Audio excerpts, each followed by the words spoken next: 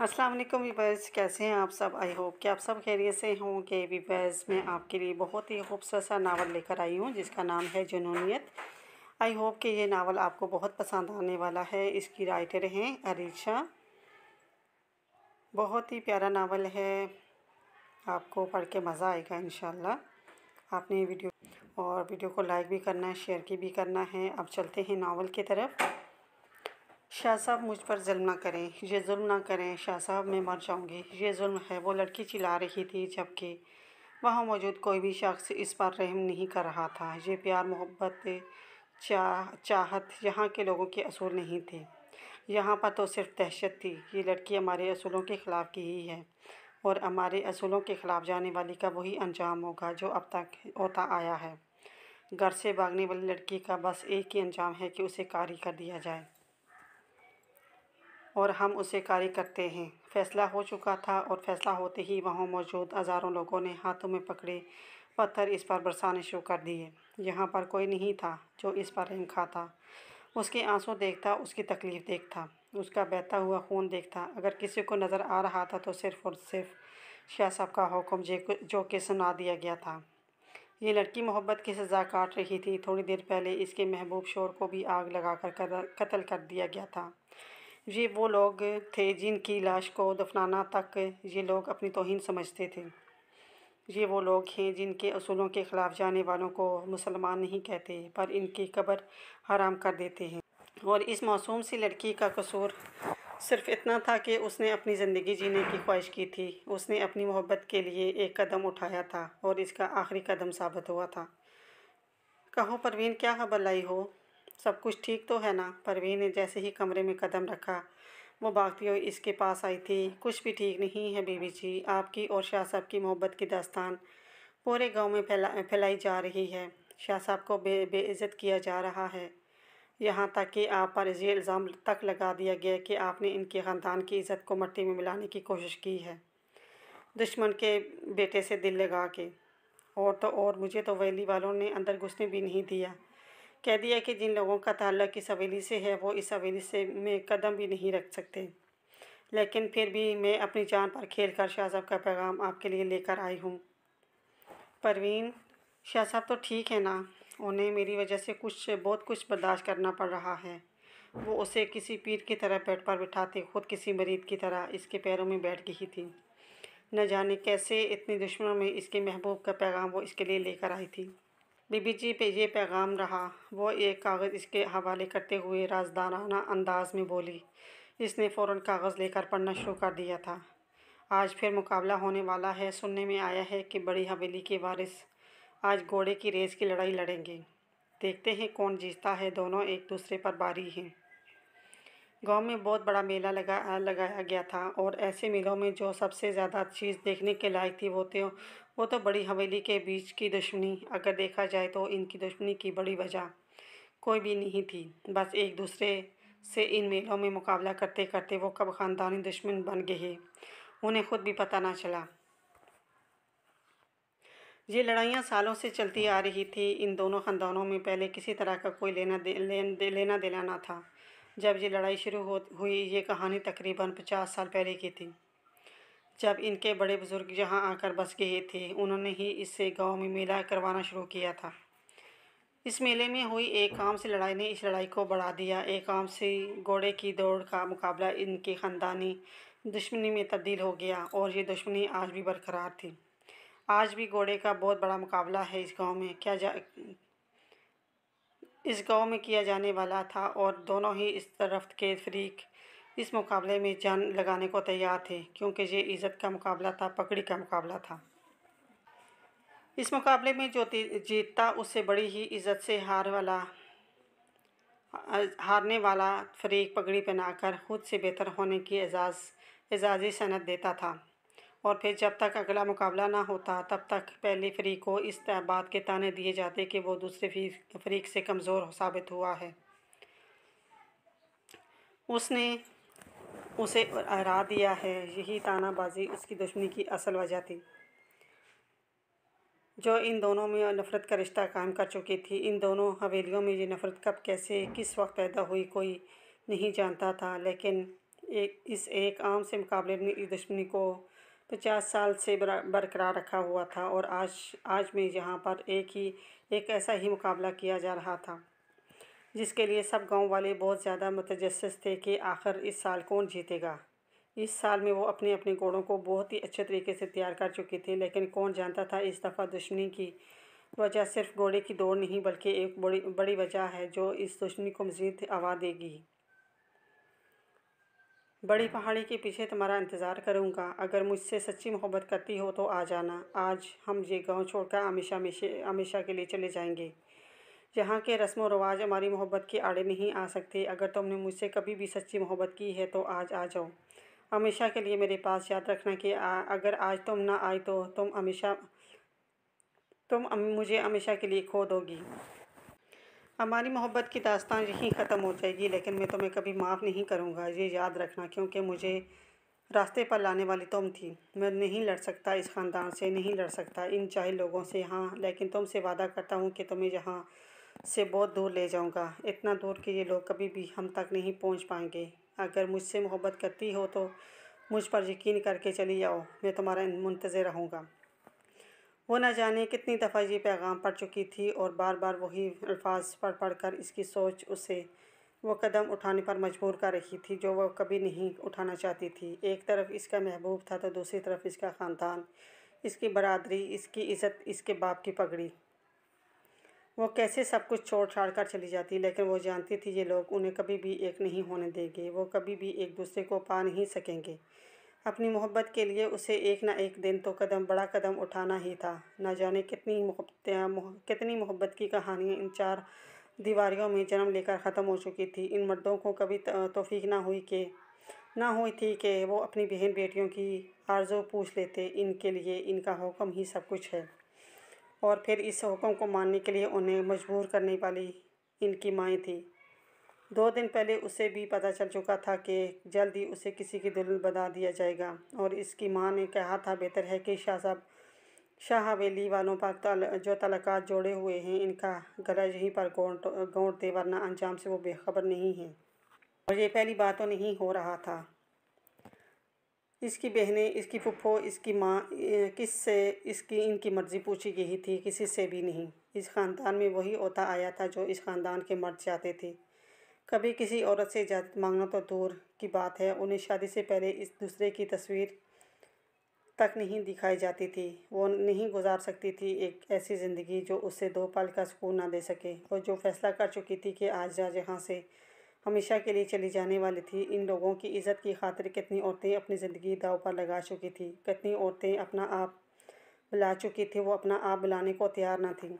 उसे ना होना था इन रस्मों पर कुर्बान। उसे अपनी ज़िंदगी जीनी थी। उसे अपने महबूब के साथ अपनी मर्ज़ी से, अपनी चाहत से रहना था। वो नहीं रह सकती थी इस माहौल में। उसे आज़ाद होना था। वो पूरी तरह से नशे में धुत था। इस वक्त वो चारपाई पर लेटा अपने करीब रखी शराब की बोतल को बार बार लबों से लगा रहा था जब अचानक इसके 4-5 दोस्त वहाँ डेरे पर आ गए। अरे यार बाकर, तू इतना ज़्यादा परेशान क्यों है? एक रेस ही तो थी, इसकी वजह से तू यहाँ आकर लेट गया है। अरे यार, हमारा घोड़ा ही बेकार था, इसको ठीक से तैयार ही नहीं किया गया था।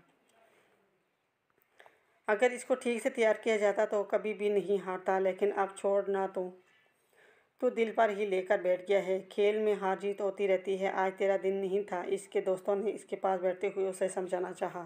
बकवास बंद करो, मैं आज हारा हूँ तो सिर्फ और सिर्फ इस ख्वाहिश की वजह से। वो कमीना मुझे कहता है पागल बच्चे, अगली दफ़ा फिर से सीख कर आना। तुम्हें तो ठीक से घोड़े की रस्सी थामना भी नहीं आती। उसने मुझे हज़ारों लोगों के बीच ज़लील किया है और मैं इस ज़िल्लत को बर्दाश्त नहीं कर सकता। मैं उसे जान से मार डालूँगा। वो गुस्से से बेकाबू होता उठ खड़ा हुआ था। बस कर बाकर, इतना भी दिमाग पर लेने की ज़रूरत नहीं है। खेल ही था ना, ख़त्म हो गया है। मैं तो अब तक समझ नहीं पा रहा कि इस ज़रा सी चीज़ को तुम लोग इतना सर पर सवार क्यों कर लेते हैं। अमीरों के अजीब चौंचले हैं। अरम थोड़ी देर के लिए भूल किया था कि वो किसके बारे में बात कर रहा है। देख मेरे दोस्त, मेरी बात सुन, हमें यहाँ आना ही नहीं चाहिए था। और वैसे भी तुझे फ़िलहाल ये घोड़ों की रेस का कुछ ख़ास एक्सपीरियंस भी नहीं था और वो खदशात काज़मी 10 साल से जीता आ रहा है। अभी तक इसके मुकाबले का कोई जवान तुम्हारे ख़ानदान में पैदा नहीं हुआ। ज़रजाम शाह को तो इन सब फजूल चीज़ों में कोई इंटरेस्ट ही नहीं है। कितनी बार कह चुका है कि वो इन फजूलियात में अपना वक्त बर्बाद नहीं करता, उसे और भी बहुत सारे काम हैं, और एक तू है जो अपने दिमाग पर लेकर बैठ गया है इन सब चीज़ों को। तो ना इस बात को कबूल कर ले कि तू खद्दाश का काज़मी से मुकाबला नहीं कर सकता। वो तुझसे 1000 दर्जा बेहतर है। वो शायद मज़ीद इसकी जी हजूर नहीं करना चाहता था, इसीलिए उसे इसके हारने की अब असल वजह बताने लगा। मेरे सामने ये सब बकवास करने के लिए क्या खद्दाश ने तेरा मुंह तो नोटिस भर दिया है? वो इसका गिरबान पकड़े गुस्से से बोल रहा था। माफ़ करना दोस्त मैं दोस्ती में गद्दारी नहीं करता, लेकिन अपने दोस्त को सच ज़रूर बताऊंगा। तुझे अपनी हार कबूल करनी चाहिए। जब तू अपनी हार कबूल कर नहीं करेगा, तब तक तेरे अंदर जीत की ख्वाहिश पैदा नहीं होगी। इस दुनिया में इंसान की सबसे बड़ी गलती खुद को सबसे बेहतर समझना है। वो उसे समझा रहा था जबकि वो गुस्से में आप से बाहर हो रहा था। उस वक्त वो नशे में था और ऐसे में इसके गुस्से को हवा देना बहुत गलत साबित हो सकता था। इसने अगले ही लम्हे अपनी जेब से पिस्तौल निकाली थी, जो शायद वो खद्दाश का आदमी को कत्ल करने के लिए अपने साथ लाया था। ये क्या बचपना है बाकर? तेरा दिमाग तो ख़राब नहीं हो गया? कभी कभी तो बहुत अजीब तरह की हरकतें करता है। तो ये पिस्तौल जेब में लेकर क्यों घूम रहा है? वो अब तक इससे बहुत ही नॉर्मली बात कर रहा था, जैसे ये सब कुछ इसके लिए बहुत नॉर्मल हो।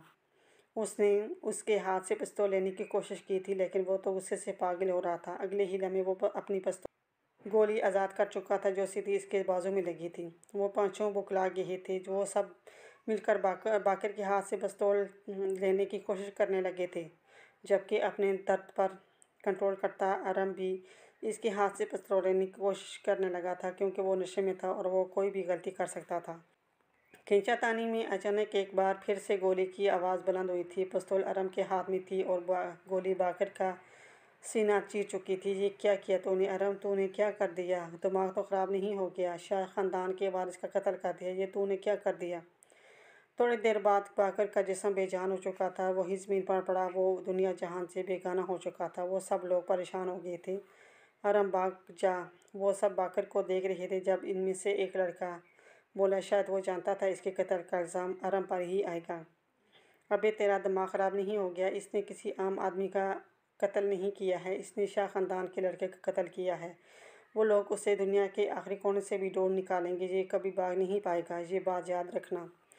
दूसरे लड़के ने उसे देखते हुए कहा था, देखो अरम ने जानबूझकर नहीं मारा, वो तो सिर्फ अपना बचाव कर रहा था। गलती इसकी नहीं है। वो अपने साथ पिस्तौल लाया था ना। तो भाग जा अरम यहाँ से। हम लोग भी कह देंगे कि हमें कुछ नहीं पता। बस निकल यहाँ से, वरना ज़िंदगी हराम कर देंगे ये लोग। न जाने कैसे इस लड़के के दिल में इसके लिए हमदर्दी जाग गई थी। वो जानता था अरम की पूरी ज़िंदगी बर्बाद होने में एक वक्त नहीं लगेगा। उस वक्त अरम को भी यहाँ से भागने से बेहतर और कोई रास्ता नहीं लग रहा था। हवेली में कहराम मच चुका था। अभी कल ही तो वो घोड़े की रेस में हिस्सा लेकर खद्दाश का आज़मी का मुकाबला कर रहा था, और आज वो एक लाश की सूरत इनकी हवेली के बीचों बीच पड़ा था।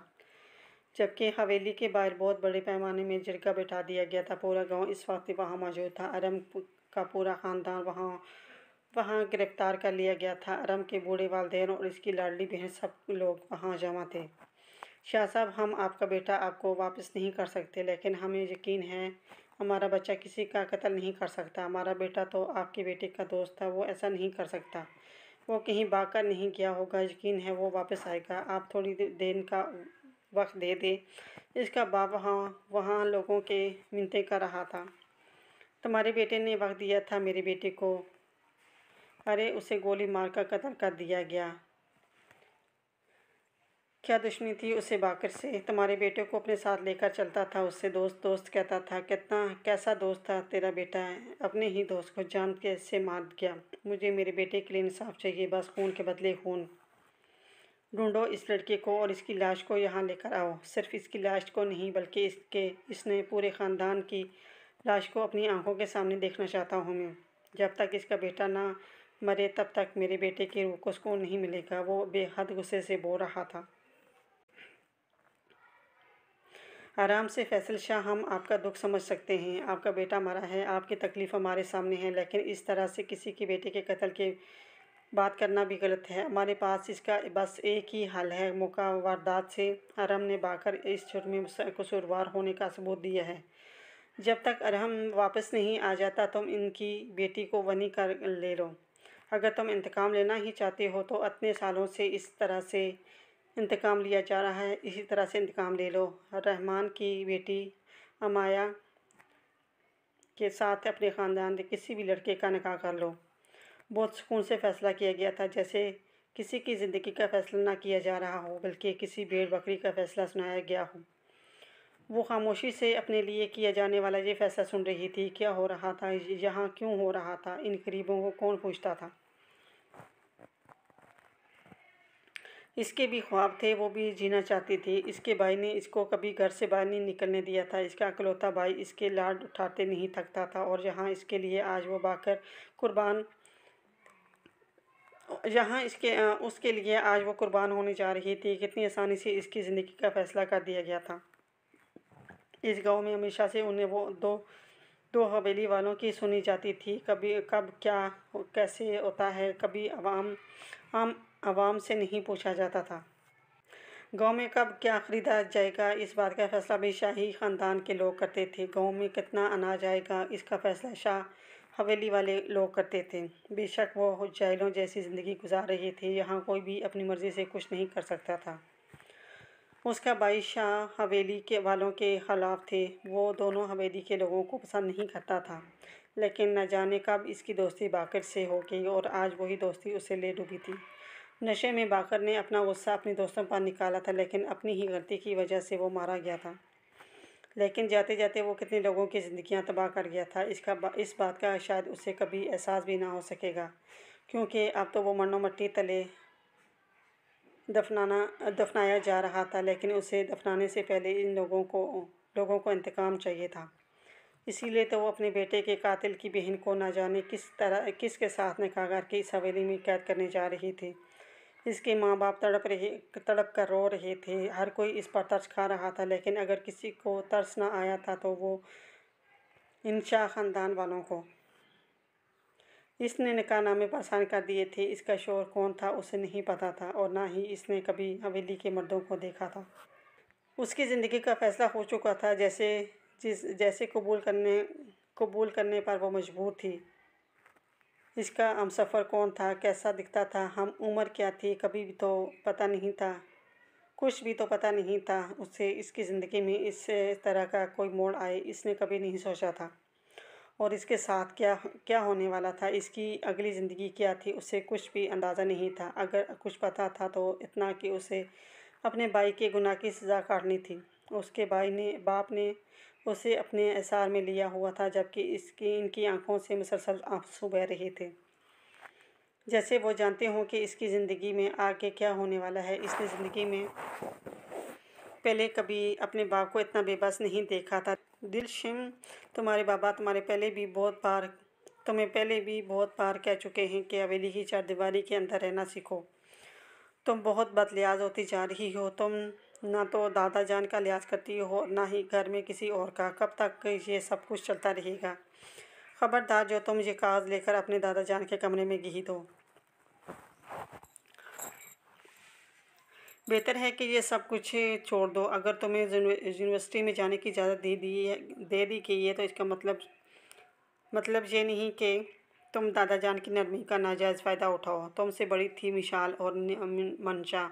कभी इन लोगों ने ऐसी फजूल ज़िद्दें नहीं पाली जो तुमने पाल रखी हैं। अम्मा उसे अच्छा खासा डांट चुकी थी, जबकि उसने बस उन्हें अपने यूनिवर्सिटी की तरफ से एक ट्रिप के पेपर ही दिखाए थे, जो कि वो दादा जान के पास लेकर जा रही थी, क्योंकि उससे दादा जान की इजाज़त दरकार थी। अम्मा, मैं ये कागज़ लेकर दादा जान के कमरे में जाऊंगी और इनसे इजाज़त लूँगी।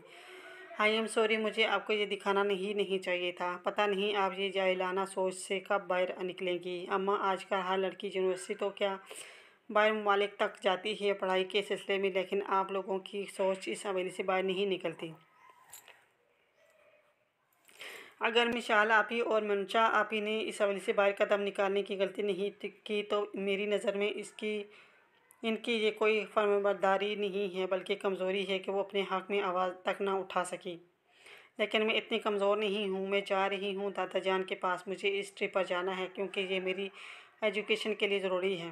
वो अपनी बात मुकम्मल करती फ़ौरन कमरे से निकल चुकी थी, जबकि इसकी बदलियाज़ी पर अम्मा बस उसे देखकर रह गई। जब से उसने यूनिवर्सिटी जाना शुरू किया था, वो किसी का लिहाज नहीं करती थी। बदलियाज़ी का टाइटल तो उसे बचपन से ही मिला हुआ था। किसी का लिहाज करना इसने कभी सीखा ही नहीं था। ये इनके ख़ानदान की पहली लड़की थी जिसने यूनिवर्सिटी का मुंह देखा था, वरना इससे पहले मिशाल और मंशा ने अपना ऐसा कोई ख्वाब पूरा नहीं किया था। 5 साल पहले मशाल की इस हवेली से धूमधाम से शादी की गई थी और 3 साल पहले मंशा को भी इस घर से रुखसत कर दिया गया था। दीदम का भी बहुत अच्छा रिश्ता आया हुआ था और ऐसा ही एक अच्छा रिश्ता इसका भी मुंतज़िर था, लेकिन वो तो हर चीज़ भूल भुलाए बस अपनी पढ़ाई को ही सोचे जा रही थी। वो अपना एक ख्वाब लिए आगे बढ़ रही थी, उसे वकालत करनी थी, लेकिन यहाँ इस हवेली में इसके ख्वाब को सपोर्ट करने वाला कोई भी नहीं था। कोई भी नहीं था। इसके माँ बाप तक इसके इस फैसले के ख़िलाफ़ थे। कोई नहीं था जो इसके ख्वाब को सच होते देखना चाहता था। हर माँ बाप की तरह इसके माँ बाप की एक ख्वाहिश थी कि वो दुल्हन बन जाए और अपना फ़र्ज़ अदा कर सके, लेकिन उसकी ऐसी कोई ख्वाहिश नहीं थी। वो अपने ख्वाब पूरे करना चाहती थी, अपनी ज़िंदगी जीना चाहती थी। उसकी यूनिवर्सिटी तक जाने के पीछे की बड़ी वजह भी यही थी कि इसकी शादी में किसी तरह की कोई रुकावट नहीं थी। इन लोगों के लिए इसकी शादी कोई मसला ना थी, वरना शायद मशाल और मंशा की तरह इसका ध्यान इसकी शादी की तरफ होता, ना कि इसकी पढ़ाई की तरफ। निकाह के बाद इससे रुखसत करवा कर वो हवेली में ले आए थे। अब तक अंदर से औरतों के रोने की आवाज़ें आ रही थी, जबकि अमाया का रोम काँप रहा था। ना जाने इसके साथ क्या होने वाला था। उसने अपनी तमाम तर हिम्मत जमा करके अंदर कदम रखा था। लाश के साथ लिपटी रोती हुई औरत ने एक नज़र उसे देखा, जबकि इसके पीछे खड़े मुलाजिम ने इस औरत को इशारे से कुछ बताया था, जिस पर वो आंखों में नफरत लिए फ़ौरन इस लाश के करीब से उठती इसके पास आई थी। और फिर जो हुआ इसके लिए वो तैयार नहीं थी। वो औरत उसे इसके बालों से पकड़कर घसीटते हुए फर्श पर फेंक चुकी थी और फिर दोनों हाथों से उसे पीटना शुरू कर दिया। वो कभी उसे लातों से मारती तो कभी मुंह पर थप्पड़ लगाती। वो ऊंची ऊंची आवाज़ में बेन करती इसके बालों को जड़ से उखाड़ देना चाहती थी।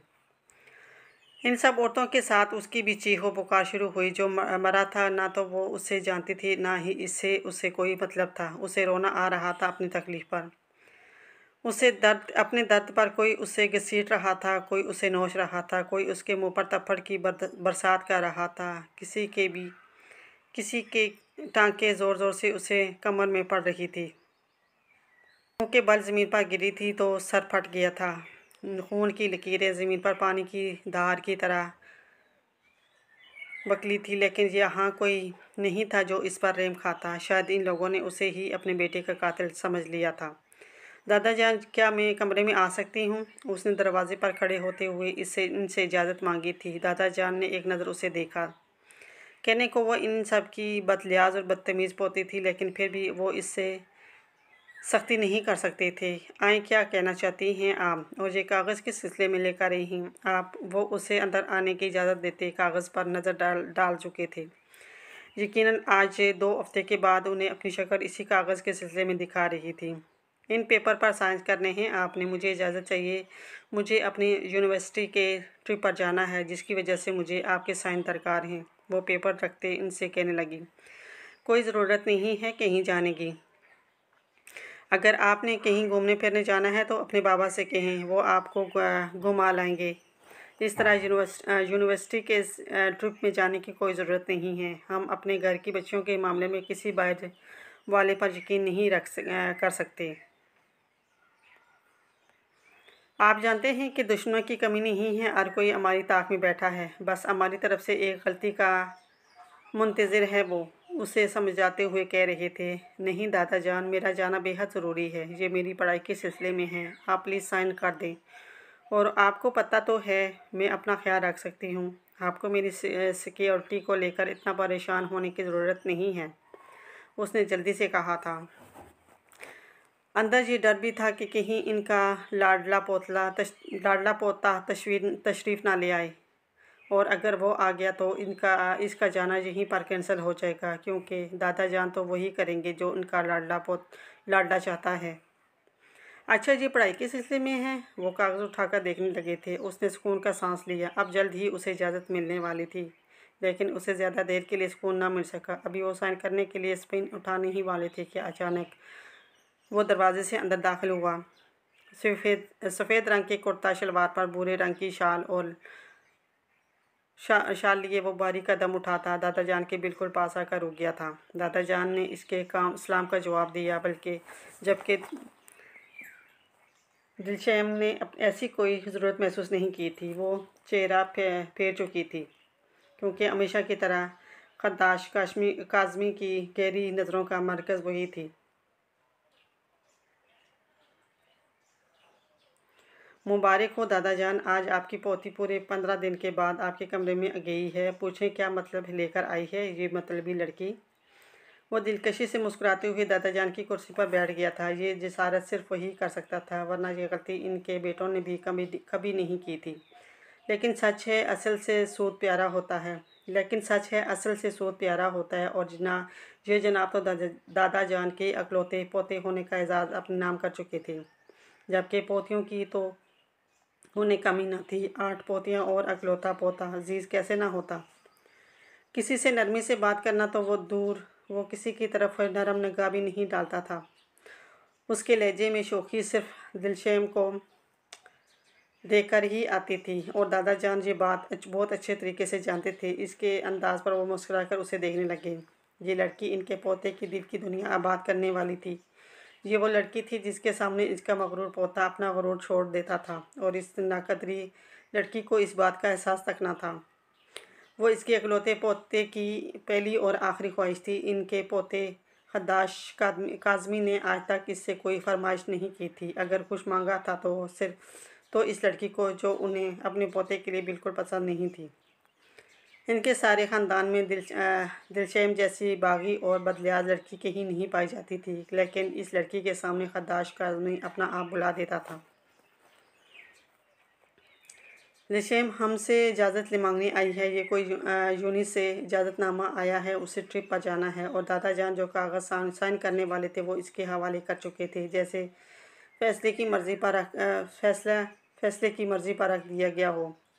लेकिन दादा जान की इस हरकत ने उसे गुस्सा दिलाया था। अब इनकार तो होना ही था, क्योंकि दादा जान ने वही करना था जो इनका लाडला पोता चाहता था, और इनका पोता तो उसे कभी भी कहीं बाहर ना जाने देता। दादा जान, अगर आप इजाज़त नहीं देना चाहते तो ऐसे ही देना ना बता देते। इसकी ज़रूरत नहीं थी। वो पेपर खींचकर कमरे से बाहर निकल चुकी थी, और इसकी बदतमीज़ी पर दादा जान एक बार फिर उसे देखकर रह गई। ये लड़की किसी तरह का कोई लिहाज क्यों नहीं रखती थी? दिन ब दिन इसकी बदतमीज़ी और बढ़ती जा रही है। लगता है इसके बाप से पर बात करनी पड़ेगी। बहुत होगी पढ़ाई इस साल 31 साल की हो जाए 21 साल की हो जाएगी तो हम निकाह कर देंगे इसका। दादा जान इसकी बदतमीज़ी पर अच्छा खासा गुस्सा हो गए थे, जबकि गुस्सा तो इसके अंदाज पर खद्दाश को भी बहुत आया था। लेकिन दादा जान के सामने ज़ाहिर करके वो उन्हें मज़ीद बदगुमान नहीं करना चाहता था। दादा जान, ये सारी बातें हम बाद में करेंगे, पहले ज़रा महफिल का इंतज़ाम करें। आपका पोता फिर से दुश्मनों को हरा कर आया है। उसने मुस्कुराते हुए कहा था। इसके चेहरे पर बला का गरूर था। वो जब बात करता था इसकी आंखों में एक अजीब सी चमक उतर आती थी। उसे हराना पसंद नहीं था, उससे कोई हरा नहीं सकता था। ये इसका यकीन था। दादा जान ने फ़ख्र से उसे अपने सीने से लगा लिया था। इनका पोता इनके गुरूर को कभी टूटने नहीं दे सकता था। जब से इनके पोते ने इस ख़ानदानी दुश्मनी में कदम रखा था, अब तक शिकस्त का कभी सामना नहीं किया था। उठ लड़की, यहाँ तुझे आराम करने के लिए नहीं लाया। यहाँ आकर खाना बना। 300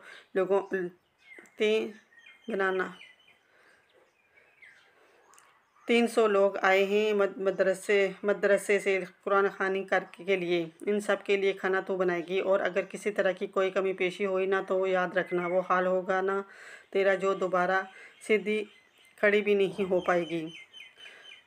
वो 2 दिन से इसी कमरे में बंद थी जो शायद स्टोर रूम था, और इन 2 दिनों में उसने सबको रोते चिल्लाते ही देखा था। सब लोग अपने बेटे का दुख मना रहे थे और साथ साथ अपने बेटे के कत्ल का बदला भी इससे ले रहे थे। इस दिन मार खाते खाते वो बेहोश हो गई थी। जब उसे होश आया तो वो उसी कमरे में पड़ी थी जो कि अनाज से भरा हुआ था। यहाँ पर पड़े बड़े बड़े अनाज के थैले थे, जबकि एक तरफ कुछ पुराना सामान पड़ा था। फर्श पर एक चटाई थी जहाँ पर वो 2 दिन से रह रही थी।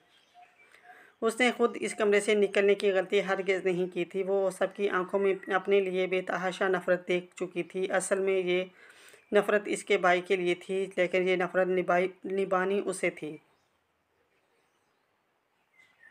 2 दिन पहले जब उसे होश आया तो इसके सर पर पट्टी बंधी हुई थी। इस पर ये रहम किसने किया था वो नहीं जानती थी, लेकिन यहाँ इसका कोई हमदर्द नहीं था। इस बात का एहसास उसे बहुत अच्छे तरीके से था। अभी तक इसने अपने शोहर की शक्ल ना देखी थी, बल्कि वो तो इसका नाम तक नहीं जानती थी। बस एक मुलाजमा इसके सामने खाना रखने आई तो कह गई थी, शाह ख़ानदान के सारे मर्द इस वक्त तेरी बाई की तलाश में गए हैं, और जिस दिन तेरा भाई मिल गया ना, टुकड़े टुकड़े होंगे इसके। इस पर जो जुल्म हो रहा था, वो एक तरफ वो लोग इसके भाई को भी जान से मार देना चाहते थे, और इसका शोहर भी इसके भाई की तलाश में गया हुआ था। इसका शोहर भी उसे कत्ल करना चाहता था। तब से लेकर अब तक वो बस ये दुआ मांग रही थी कि इसका भाई कहीं दूर भाग जाए। इन लोगों को कभी भी ना मिले। वो बहन थी। इतना सब कुछ सहने के बाद भी इसमें अपने भाई के हक़ में दुआ मांगने की हिम्मत पैदा हुई थी। हवेली वालों की तरफ से ये इसके लिए पहला हुक्म था। उसे खाना बनाना था। खाना बनाना इसके लिए मुश्किल नहीं था, ये काम वो करती आई थी। लेकिन इन लोगों का कहना था कि ये एक छोटी सी गलती भी उसे बुरी से बुरी हालत में पहुंचा सकती है। अभी तक इसके पुराने ज़ख्म भी नहीं भरे थे, और वो और किस तरह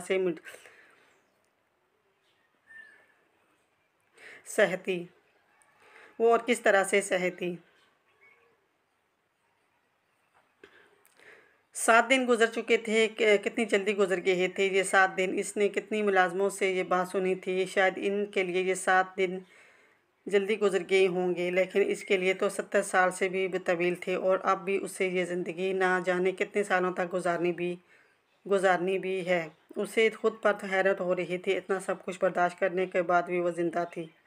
लेकिन उसे यकीन था कि जल्द ही वो इन लोगों के जुल्म सितम सहते सहते अपनी आँखें हमेशा के लिए बंद कर देगी। उसके चेहरे पर इस वक्त भी तकलीफ़ से हाथ तक नहीं लगता था। उसने आज कितने दिनों के बाद अपना चेहरा आईने में देखा था, और क्या वो ऐसी ही थी जैसे 7 दिन पहले वो इस हवेली में आई थी? नहीं, ये वो अमाया रहमान तो नहीं थी। हाँ, ये वो लड़की नहीं थी। ये तो बनी हुई लड़की थी, जिस पर जुल्म करना, ठोकरे मार, तजलील और करना इन लोगों ने अपना फ़र्ज़ समझ लिया था। 7 दिन से तो वो उसे वहाँ नीचे मुलाजमों के कमरे में सुलाया जा रहा था, लेकिन न जाने कैसे आज इस पर रहम खाया कर इस लोगों ने इसके कमरे में भेज दिया था। पहले तो उसे इस बात की वजह समझ में नहीं आई थी। फिर थोड़ी देर पहले मुलाजमा उसे बता कर गई थी कि अपनी हालत सुधार लो, तुम्हारा शोहर आज घर पर ही है। मतलब अब इससे इसकी ज़ात का गुरूर भी छीना जाने वाला था। क्यों था ये सब? आखिर क्यों भाइयों के लिए बहनों की ज़ात बेमोल की जाती थी? क्यों बेटों के लिए बेटियां बलि चढ़ाई जाती थी? पिछले 7 दिन से वो जो कुछ बर्दाश्त कर रही थी, उसे ज़िंदगी से नफ़रत होती जा रही थी, और सबसे ज़्यादा नफ़रत उसे अपने भाई से हो रही थी। अगर वो उसे इस जहन्नम में ही फेंकने वाला था तो क्यों बचपन से उसे इतना लाड प्यार देता रहा? क्यों इसके लिए सबसे लड़ता रहा? रो रो कर अब तो आंसू भी खुश सूख चुके थे, लेकिन इन लोगों को इस पर रहम नहीं आता था। इतने थोड़े से वक्त में ही हार चुकी थी। इन सब का मुकाबला करना इसके लिए के बस से बाहर था। वो किस किस की नफ़रत को बर्दाश्त करती। यहाँ तो हर कोई आंखों में चिंगारियाँ लिए उसे जलाने को तैयार था। वो अपनी ही सोचों में गुम, ना जाने कब नींद की आगोश में उतर की। फिर अपने वजूद पर एक सख्त गिरफ्त महसूस करते इसकी आँख खुल गई थी। वो दूसरी सांस लेना मुझसे भूल गई थी। मर्दाना परफ्यूम की सख्त खुशबू ने इसके ख्वास शल कर दिए थे। कमरे की लाइट ऑफ भी थी। कमरा अंधेरे में डूबा हुआ था। अगर रोशनी में भी होता तो कौन सा वो इसकी शक्ल देखने की ख्वाहिशमंद थी। वो इसके सख्त मर्दाना हाथ अपने जिस्म पर रेंगते महसूस कर रही थी।